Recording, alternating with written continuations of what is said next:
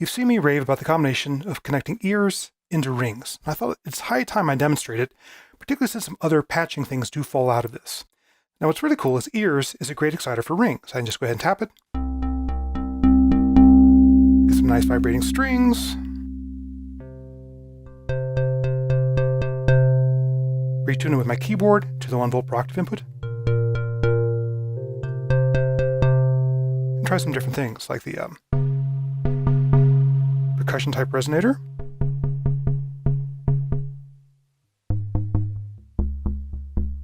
Higher notes.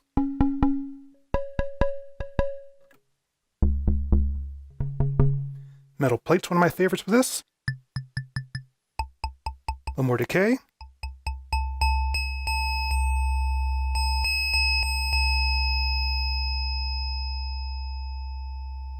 I've also connected the location sensor on the Sputnik keyboard to the position on rings. I can get the impression of striking my modeled object in different locations.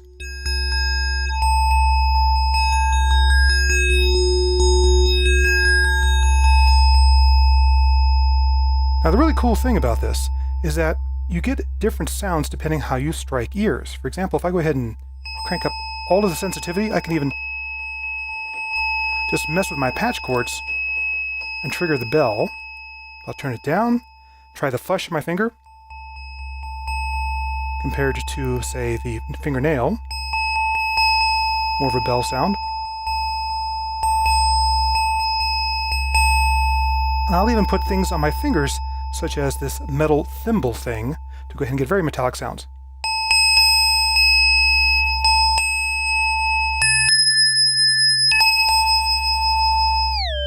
Different structures.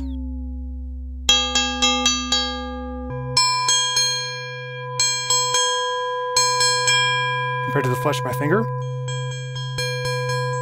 I can even drag my fingernail across it.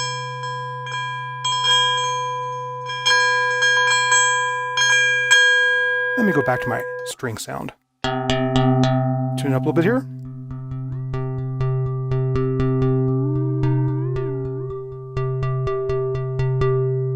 Nice sound there.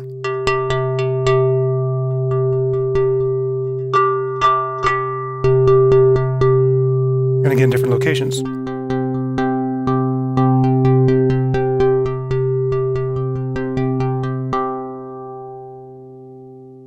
In addition to pre-selecting my note on the keyboard,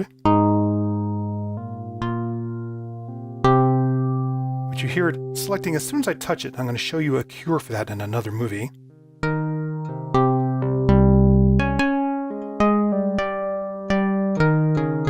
And get sort of a flam if I hit them together.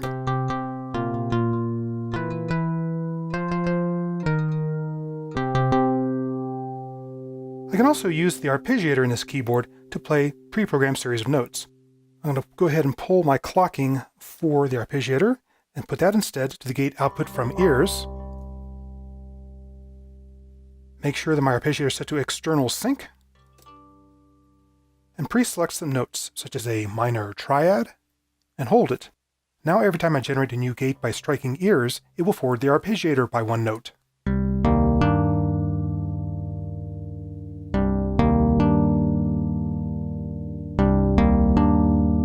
Now the cool thing is that this gate is dependent on the level, so if I tap softly, I keep playing the same note, but if I strike hard enough to get a new gate, then I'm onto another note in the arpeggio.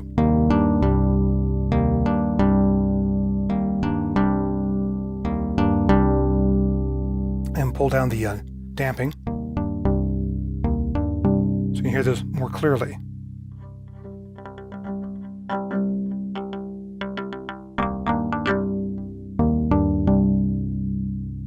And go ahead and change my octave.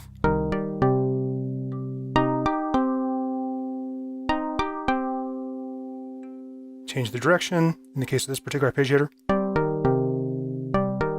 Even go randomly.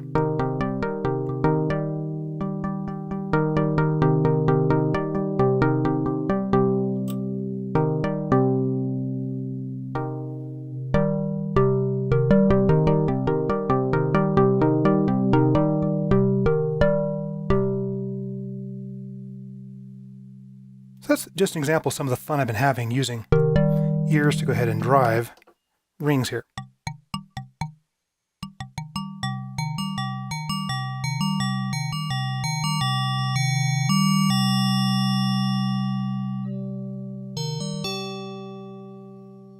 However, I also like just being able to play notes and pre-select them on the keyboard. The problem is, as you've heard, is when I pull the arpeggiator out of the equation here, turn it off to off mode, and go ahead and re-trigger the strum input, the pitch changes as soon as I select a new key before I've struck ears. To get around that, I need to use a sample and hold module to see the pitch that I've selected, but not hold it until I get a new gate output. I'm going to show you how to patch that in a separate movie.